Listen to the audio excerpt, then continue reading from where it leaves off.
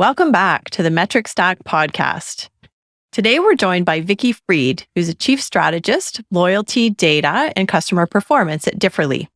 She's a seasoned business performance strategist and loves driving improved customer and business performance by leveraging insights and data. She's highly versed in member and customer engagement and performance, data insights, marketing, and customer loyalty. With a career spanning 20 years, Vicky has a track record for using data and analytics to transform organizational results across multiple markets, organizations, and sectors. So, impressive background. Vicky, thrilled you're with us. Thank you, Lauren. Great to see you all. I'm Lauren Thibodeau, and I'm joined by co-host Allan Villa. Thanks, Lauren. Welcome, Vicky. So today we're talking ARPU, or average revenue per user. Vicky, why don't we, before we get into the nuts and bolts, why don't you set the stage? What is this metric about? What is the context that we should be thinking before we get into the details? Yeah, absolutely. So average revenue per user is really a key metric to assess and monitor an organization's customer and overall organizational and business performance. So it's really an important metric in establishing a baseline, a current situation, and then using that to establish targets and then monitoring performance against those targets. Typically, I recommend having this metric stand on its own as an overall metric, but then also peeling back the layers and looking at it in terms of the segments, because as we just very quickly touched upon, there's a lot that gets lost in the word average. There's a lot of nuance, which as you start to dissect it on a quartile or decile basis, you start to actually bring it to life in terms of the significance that it represents and what it says about the different customer groups. Yeah, I think that's definitely going to be a theme throughout all of our interviews, like averages can lie. So the idea of segmenting and sort of, looking under the hood is really important. I think for everybody out there, make sure that you're not just treating this number as a single value, look a little deeper. So there is another metric called ARPA, and we use that at Klipfolio actually as well, just so that we sort of distinguish between the two. They're very similar. ARPU is per user. ARPU is per account. Vicky, have you run into those two metrics as well? Are they related? Are they super similar? Are they confused? A great question. They are very much related. So the per user, per count, a lot of it depends on the particular organization and the way that they consider their customers. So if a particular customer is viewed as an account, then the account reference is what is most relevant. If an organization's customers are individual users, then that becomes what's relevant. And so I think there's a lot of kind of nuance to that, but ultimately it's really about the customers. So ultimately, I know we have the nuances around users, accounts, customers, members. In my world, all of those are relevant, but the metric in and of itself has the same applicability, the same significance, regardless of nomenclature. Okay, cool. And just for folks listening, could you just break it down really simply, Vicky, for us? Like, what's the actual formula? What is this metric, average revenue per user? Absolutely. So the math is very, very simple. It's really the total revenue divided by the number of customers, users, accounts, whatever that factor is. It's a very simple formula. And then where it becomes an important factor is the unit of time. So typically companies will monitor it on a varying level of frequency. So typically monthly, quarterly, and annually is a cadence that I tend to recommend measuring and monitoring it. Now, this is really simple, right? If we're just taking the revenue, total revenue, dividing it by the number of accounts, and yeah, I agree. You look at it, is this a weekly, monthly, or how do you express it, an annual amount? But this is something that would be very easily benchmarkable. Because it is so simple, you could probably quite easily say, well, in my industry or in my geo, how do I stack up against other companies? Do you see this happening? Are there certain pitfalls or things that you should consider when you're looking at that? Yeah, absolutely. That's a great question. So, a lot of the work that I do tends to be around helping organizations drive customer and business performance. So, a lot of it is about their own internal engines of tracking it and really looking at it in the way that it applies to customer segments. So, a lot of the work that I do is about helping companies identify their best, their high growth potential, and then the rest of their customers. And so, if you look at something like ARPU across that sort of breadth of customer segments, your ARPU for your best customers versus your high growth potential customers versus the rest is going to be vastly different. So the best customers will have a far higher value typically. Your growth potential will have a mid-level, and then the rest will have a much, much lower value. I think that looking at it from that perspective brings a whole other kind of layer of baseline and tracking. And then another, and so that's one element or component of it, looking at these numbers based on the targets that organizations set in terms of growth metrics or growth targets, in terms of setting if they're introducing new products or acquiring new divisions or whatnot, they will typically set targets around that by way of achieving growth. And then your comment is, I think, an additional third layer from just an overall sort of industry or similar company type perspective, where they can measure themselves against what makes sense in our industry. So I think there's a few different applications for it. And because it's such a simple metric in terms of calculation, it is really easy to apply it to all of these different scenarios, and important to apply it to all of these different scenarios. It's one of my favorite metrics. You did start talking a little bit about sort of the distribution, which is really interesting. And is this how you're coaching the companies that you work with to look at it, to understand where are you getting the highest or the greatest, concentration of ARPU or revenue? And maybe that's how you work into the best fit or the most efficient customers for the business growth. I think you absolutely have to sort of go under the hood on this metric. I mean, just looking at it as a single number is not good enough. What are your customers finding the most beneficial? I think so. I'm a loyalty marketer at heart. Since 1996, I'm dating myself, but since 1996, I have been an avid advocate of the principles of customer loyalty marketing. Within that realm, I believe in the value of looking at customers based on their key behavioral based segments. And so within that, there are a few different metrics. Average revenue per user or customer is first and foremost, because it is so integral and so key to an organization's performance. Frequency and recency are the other two, but looking at an organization's customers based on their behavioral based distinctions. And so typically I'll start out with looking at customers either in terms of quartiles based on revenue, or deciles, depending on the organization and how the data falls out. And then within that, you start to see natural groupings or natural segments are formed. And there are a few key metrics that I tend to look at to really distinguish and drive the establishment and performance of each of these segments. And ARPU is right up there. It's one of the top ones. It's just so integral and so core that it's always in the top X number of metrics. Okay, really cool. And so you've talked about how some companies who are using it can look at it in conjunction with a few other factors. Are there companies who shouldn't really be tracking it, or it's too early in their life cycle to really look at this metric in any kind of useful way? That's a really great question. Organizations that perhaps are in their real sort of infancy stage, where their revenue streams or customer bases are not that well developed, perhaps are the exception. Ultimately, I think most organizations should be tracking this. I just think it's so critical and so fundamental, but there are a few sort of exceptions. So I think sort of the cycle for the organization, if they're too far into or too early in their kind of infancy, they just won't have the relevant data to make it really useful. And then organizations where there's a lot of a free component, which again, part of it is cycle based, where there's, again, anytime there isn't the actual data to support this metric, that's really the time where you wouldn't use it. As soon as you have a good chunk of time and a solid customer base and data that supports a tracking of this metric, that's where it becomes, significant.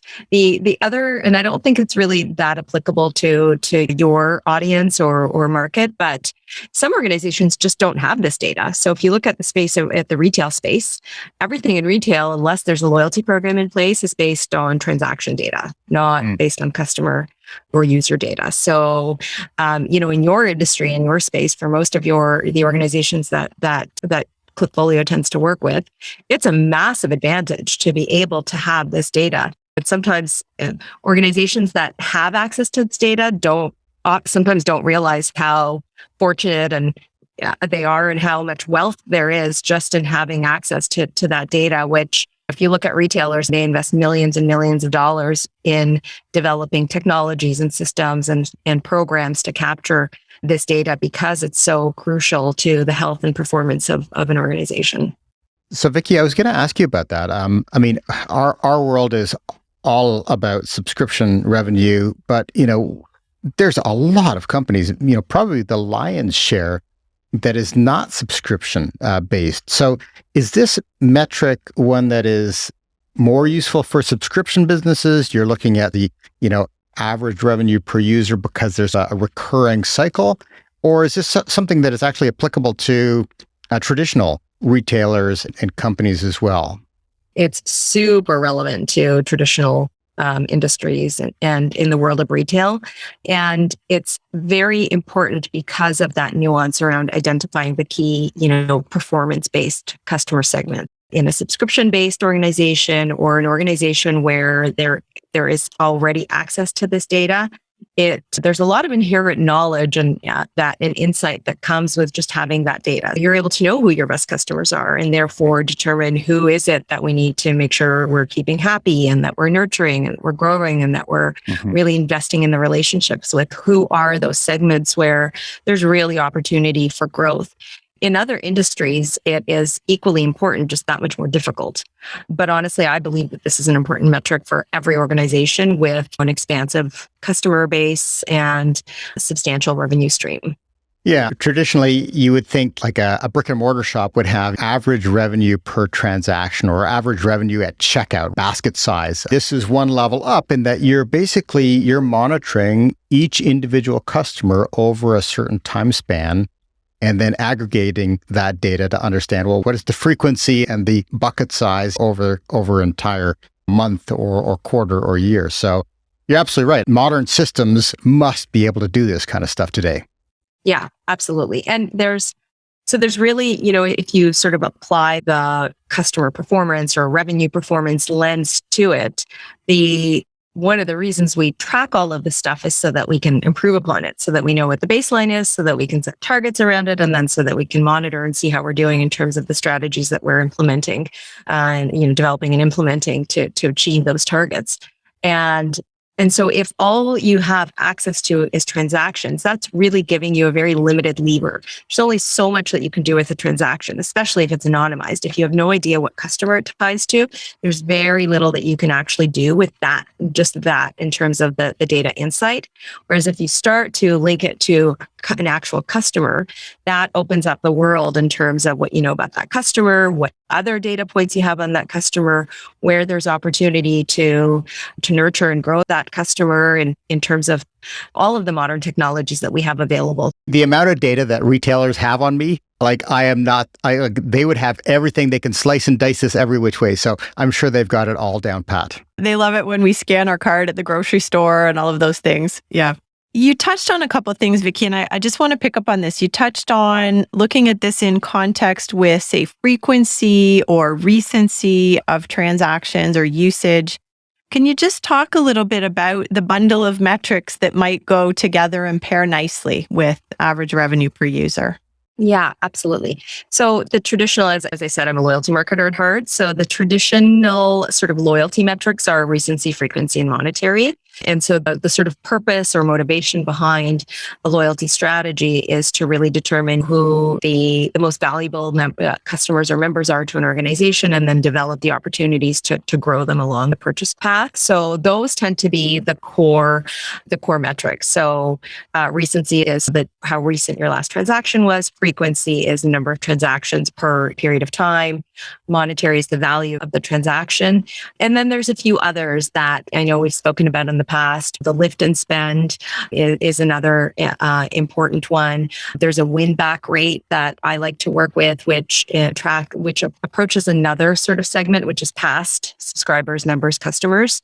An organization can tap into from a reacquisition or win back perspective. And all of this is in order to maximize or optimize marketing and revenue performance. It's much cheaper to market to an existing customer or a previous customer than a broad market base.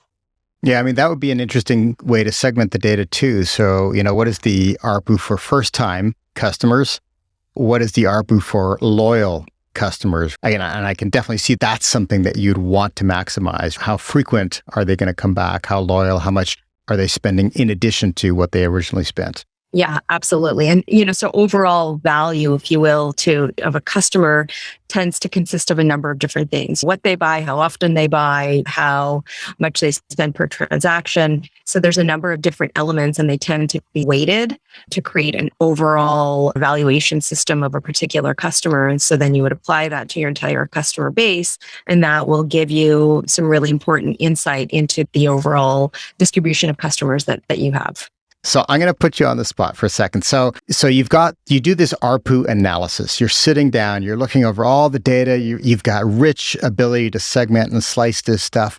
Give me a story or an example of how a customer changed their strategy or stopped doing something or doubled down on something. So I'll give you maybe a couple of examples. So I like to work with something called the move the middle strategy, which I'm not sure if you've heard of or are familiar with. I'm starting to, it's something that I've been familiar with and have been practicing for over 20 years now, but I'm starting to actually see it more and more outside of the world of loyalty and customer performance marketing. But if you look at sort of the distribution of average revenue per customer per user and put it on, a chart, there's a notion around driving. So often organizations who look to drive growth think of it in terms of finding a small group of customers and really driving substantial growth from that small group of customers. The approach of moving the middle is a very different one. And it is that taking a large group of customers and really motivating them for small incremental growth. And I'm talking like a 10%, even 5%. And this is where, if you look at it in a retail environment where 2% growth is quite significant, or in a performing arts example where 10% growth is very difficult to come by. If you approach it from that perspective and really layer an ARPU strategy against your segments of customers to try to motivate just small 5 to 10% growth, but across a wide range of customers, that's where you start to really see the profitability and the revenue growth, because you're not looking for it's very difficult to look for any customer to double their spend. But if you take a customer that is, let's say, a coffee house, very easy to have a customer make just purchase one more coffee per quarter, for example, or in the world of grocery, one more item per basket. These are very easy incremental behaviors to motivate. And that's where that shift really comes in nicely. I actually really like that, because oftentimes there are known strategies for an enterprise to focus on that 80-20 rule. This is a strategy that actually lends itself more to an established mass market brand. So we have this brand, we've got these users. We're not going to very easily change our brand, our position in the market, but I love that idea. How do we move the distribution of this middle segment, this mass market? How do we sort of get a little bit more out of that? So I think that's actually very cool. Yeah, absolutely. And it's just math, really. That's what it is. It's really just it's just math. It's simple math. So another off-roading question, because you're getting me thinking here. So about loyalty, about increasing revenue per user. Have you ever overlaid or seen cases where you're overlaying customer sentiment metrics like NPS or satisfaction or effort with ARPU to see if there's any kind of causality, correlation, relationship? Yeah, that's a really great question. I think the desired view is sometimes different than the real and actual view. If we were to step back and look at a loyalty strategy, we would like to think that our most frequent, most loyal, most valuable, highest value customers have the highest NPS and highest satisfaction. But that's not always the case. So that's, I think, what we would like to typically see. It doesn't necessarily reflect reality. So, I think ultimately the idea is I think for an organization to know who their best, highest growth and rest group of customers are, and then to layer every single additional data point that they have at their disposal within that view so that they have a really strong idea of who are these best customers in as much detail as they have at their disposal. Who are they? What are their characteristics? What are their behaviors? What are their values? What else do they like to purchase? How do they feel about us? And again, ideally, they would love us and love us more than the sort of cherry picker type or infrequent type customers. So that's, if we were to model it out, that's how it would fall. But that's not always necessarily reality. And part of it is because your best customers are often the ones that are more vocal, more invested, have stronger opinions, and people being people, we sometimes, if we're invested and committed to something, we tend to want it to be better. And so then see things based on not just how we see things based on its shortcomings as well as the things that we like about it. So we've covered a lot of ground here. Any last words of advice for, somebody that is starting to dig in and understand ARPU better? Yeah, it is a tremendously valuable lever. And anybody who has access to this data can and should be tracking it. And even if I tend to look at it in terms of multi-layers with various other data points, but an organization that simply wants to get started in optimizing customer performance or revenue performance, this is a really great start. So I know many of your clients are at various stages. Some of them are, in their early stages. This is something that pretty well any organization can really rally around that has access to this data, of course. And the beauty of it is its simplicity and accessibility. So it's not something that you need a team of data scientists for. It's not something that you need every single sophisticated tool that's available. It's really very simple. It comes down to simple math, and it comes down to the very sort of core and fundamental customer strategies and marketing strategies to do what many organizations already do, which is try to treat their best customers well and recognize them and show them appreciation and present opportunities for growth to those customers where there is that fit to do. So those are probably my sort of closing thoughts, are that this is something that every organization that can do this should do it. It's highly lucrative and highly profitable and super simple and works. I've been doing this for, over 20 years, and organizations that really focus on tracking and driving this metric experience significant results. Vicky, thank you so much. Vicky Freed is Chief Strategist at Differly. All the insights on moving the middle, and of course, it's just math, right? That's right. Thank you both very much. This is great. Thank you, Vicky. If you enjoyed today's conversation about metrics and data, be sure to check out Metric HQ, our online resource for the metrics that matter most to you and your business.